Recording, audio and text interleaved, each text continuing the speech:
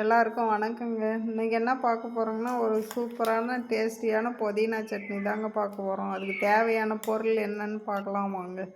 ஒரு கத்து புதினா எடுத்து க்ளீன் பண்ணி வச்சுக்கலாங்க. 2 தக்காளி கட் பண்ணி வச்சுக்கலாம்.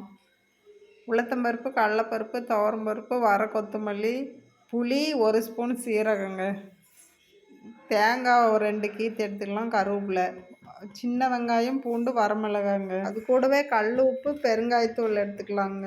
இப்போ வறுத்து எடுத்துக்கலாம். எண்ணெய் ஊற்றி ஃபஸ்ட்டு பருப்புங்களை போட்டு வறுத்து எடுத்துக்கலாங்க. கை விடாமல் பொன்னிறமாக வறுக்கணும், தீயாமல். அப்போ தான் இந்த சட்னி டேஸ்ட்டாக இருக்கும். பாருங்க, பருப்புங்களை மட்டும் போட்டு வறுத்துட்டு அப்புறம் லாஸ்ட்டாக ஜீரகம் போட்டு வறுத்துக்கலாங்க. அதுதான் சூப்பராக இருக்கும். இப்போ சின்ன வெங்காயம், வரமிளகாய், பூண்டு போட்டு அது கூடவே பெருங்காயத்தூள் கொஞ்சம் சேர்த்து, தேங்காய் போட்டு, கருவேப்பிலை போட்டு, புளியும் அது கூடவே போட்டு பச்சை வாசம் போகிற அளவுக்கு அதையும் வறுத்து எடுத்துக்கலாங்க. இப்போ வறுத்து எடுத்த பின்னாடி எண்ணெய் ஊற்றி தக்காளி போட்டு உப்பு அது கூடவே சேர்த்து நல்லா சுருண்டு வர அளவுக்கு கொஞ்சம் பச்சை வாசம் போகிற அளவுக்கு வறுத்து எடுத்துக்கலாங்க. வறுத்து எடுத்த பின்னாடி இப்போ எண்ணெய் ஊற்றி புதினாவை சேர்த்து நல்லா உப்பு போட்டு வறுத்து எடுத்துக்கலாங்க. சரி, பச்சை வாசம் போகிற அளவுக்கு வறுத்து எடுத்தால் சட்னி சாப்பிடாதவங்க கூட சாப்பிடுவாங்க சூப்பராக. பாருங்கள், எல்லாம் சூப்பராக பொன்னிறமாக வறுத்து எடுத்தாச்சுங்க.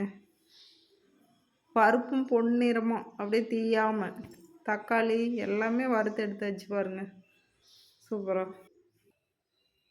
மிக்சியில் போட்டு ஆட்டிக்கலாங்க. ஆனாலும் கல்லில் ஆட்டி சாப்பிட்டா அது டேஸ்ட்டே தனியாக இருக்குங்க, கல்லில் ஆட்டுற சட்னி. ஃபஸ்ட்டு பருப்பு போட்டு ஆட்டிக்கலாங்க.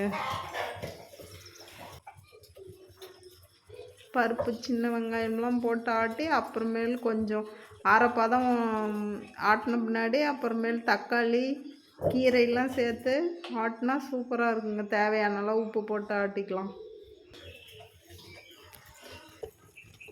பாருங்க, சூப்பராக இந்த கல்லில் 10 நிமிஷத்தில் மஞ்சிருங்க. ஒரு 15 நிமிஷம் கூட ஆகிறதில்ல. இந்த சட்னி இட்லிக்கு, தோசைக்கு, சாதத்துக்கு எல்லாத்துக்கும் போட்டு சாப்பிட்டா அவ்வளோ டேஸ்ட்டாக சூப்பராக இருக்குங்க. சட்னி ரெடி ஆச்சுங்க. ஒரு தாளிச்சிக்கலாங்க. தாளிக்கிறதுக்கு கடுகு, உளுத்தம்பருப்பு, துவரம்பருப்பு, ஒரு வரமிளகாய், கருவேப்பிலை எடுத்துக்கலாங்க. பாருங்க, தாளிச்சு வச்சு சூப்பரான சட்னி ரெடி ஆயிடுச்சுங்க. இது கூடவே காலிஃப்ளவர் சில்லியும் செஞ்சு வச்சுருக்குறேங்க. இன்றைக்கி சாதம், புதினா சட்னி, காலிஃப்ளவர் சில்லிங்க. எங்கள் வீட்டில் சமையல் இதுதாங்க. வாங்க சாப்பிட்லாம். சூப்பரான சாப்பாடுங்க, சூப்பரான டேஸ்டியான சாப்பாடு. வாங்க சாப்பிட்லாம். அடுத்த வீடியோவில் பார்க்கலாங்க.